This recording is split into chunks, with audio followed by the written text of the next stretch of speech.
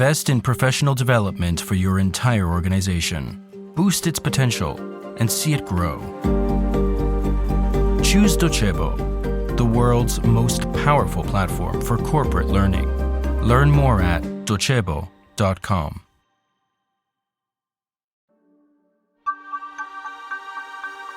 Guinea, Mali, Burkina Faso, Chad, Gabon, and Niger, Central Africa has seen a series of violent coups in the last year and a half.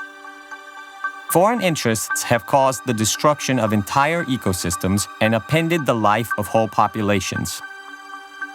The profits are enjoyed elsewhere, but the pain, as always, remains in Africa. Africa sees violence over and over again, with the goal of extracting wealth, and with the support, if not complete approval, of the so-called civilized countries. In 2 previous episodes of Black Box, La Guerra dei Dati, The War of Data, and Il Turco Meccanico, The Mechanical Turk, we talked about how, in our hyper-technological times, value is extracted more and more from the bodies and minds of humans. The great data mines are our very own actions, our behavior, our thoughts, our hopes and desires. All this generates great profit and forms new opinions. But we should never forget that, for every space trip and every quantum computer, our development model requires raw materials.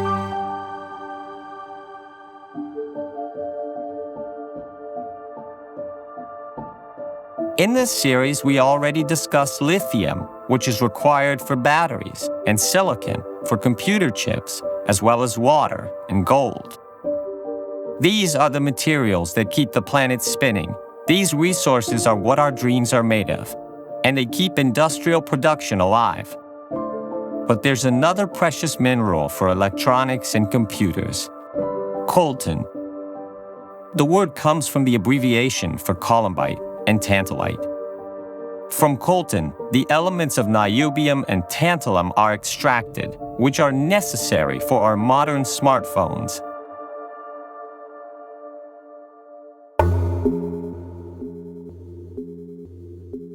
This brings us back to Africa, because here is where coltan mostly comes from Africa.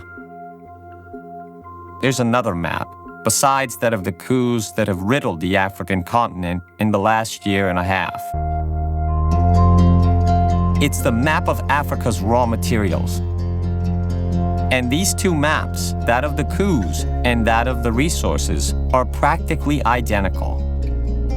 All these wars and tragic events can be tracked back to the sites of coltan extraction. As the Argentinian author Jorge Luis Borges said, a map isn't a territory. If we look at the map of brutality in Africa, it's unfortunately our own. It's that of Europe, of the USA, of Russia, and of China. It's the map of value at any cost. It's the map of pain.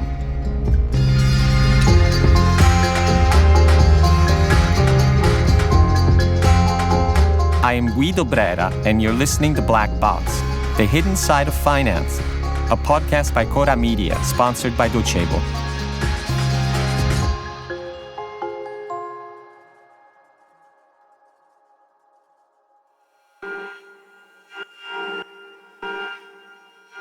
This is Africa.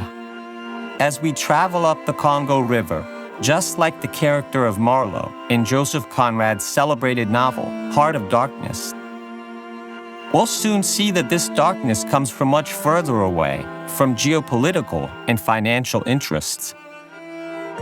The real heart of darkness, the real heart of oppression comes from elsewhere. It comes from New York, Beijing, London, Seoul, Paris, and Moscow. Let's look at the stops Conrad makes on his travel, and let's look at the photographs of the coltan mines.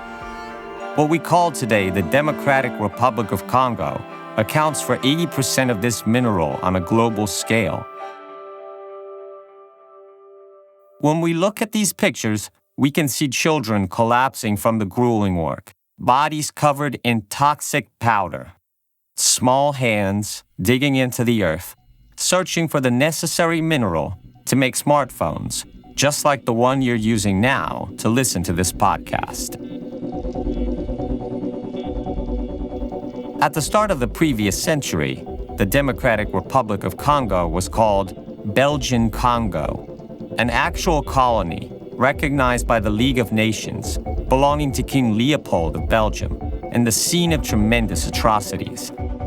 The actual genocide, which took place here, was only recognized many years later, but it claimed the life of more than 10 million Congolese men, women, and children.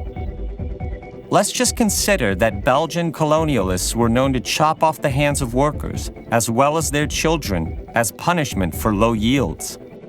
The hands, those same hands used today to dig through the mines and extract coltan, were being used yesterday to collect ivory and rubber, which at the time were extremely precious for international trade. Africa itself was excluded from this same trade, of course, because wealth always travels in the opposite direction, into different hands, clean hands. A report from Médecins Sans Frontières on child labor in the Coltan mines of the Democratic Republic of Congo speaks of actual modern slavery. Children dying due to hunger or exhaustion, as well as the terrible illnesses of those that survive. Yesterday it was ivory and rubber. Today it's columbite tantalite, coltan, from which niobium and tantalum are extracted. Of the two, tantalum is the most precious, as it's used for capacitors in cell phones and electronic devices. Niobium, on the other hand, is used in alloys for the energy and aerospace sectors.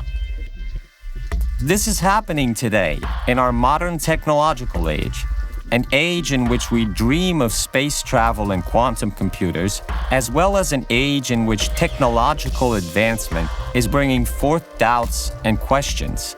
A time in which our smartphones seem to be monitoring us and listening into us.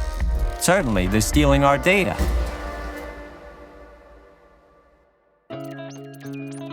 Let's go back to Joseph Conrad and his Heart of Darkness.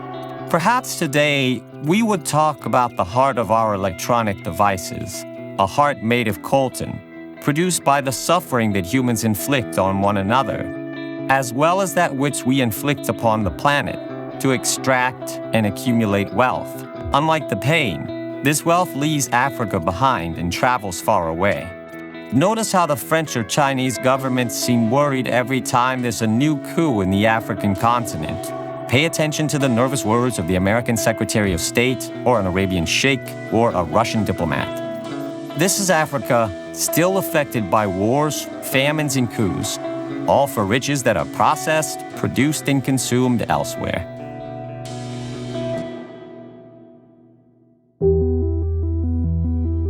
Just look at a map of Africa and you'll notice how the internal borders are drawn in straight, artificial geometric shapes.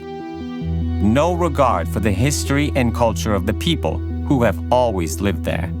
Lines drawn either with a ruler or with a pair of compasses, almost at random, for the most part as a result of the Berlin Conference, which split up the continent 150 years ago for the Western colonial powers. But, like Corkelis Borges said, a map isn't a territory. There's chaos hidden under those perfect lines. The powers behind the colonial conflicts cross paths with one another. They mingle and switch places. In this case, unlike using drawing instruments to make straight borders, there's nothing rational about it. And it's not just the interests of countries such as the USA, Europe, Russia, China, Korea, and Japan. The tech giants are exploiting Africa as well. Multinational companies, by their very definition, overstep state boundaries. Some of these big tech companies are the same whose names appear on our everyday devices and on our home appliances. Others are less well known. These are the industries that take care of collecting, moving, stocking, and producing components. All of these operations are made possible only by extracting rare minerals. These are companies that pull in billions of dollars, often selling to the highest bidder, regardless of state affiliation. It's not uncommon here to find heads of government, dictators, generals, and mercenaries of shifting allegiance, sometimes on one side, sometimes on the other. The giant web of global tech logistics doesn't judge, and in the case of conflict, it asks no questions.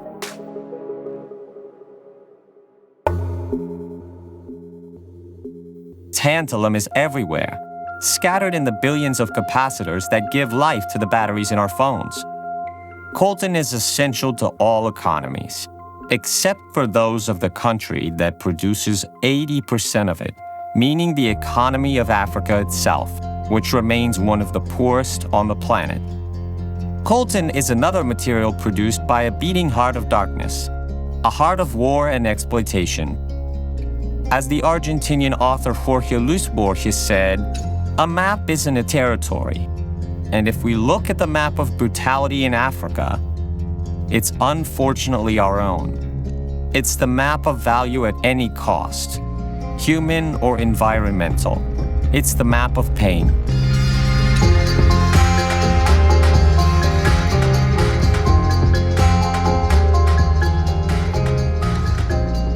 Black Box is a Cora News podcast, produced by Cora Media and sponsored by Docebo. Written by Guido Brera with I Diavoli. Editorial supervision by Francesca Milano. Intro and sound design by Luca Micheli.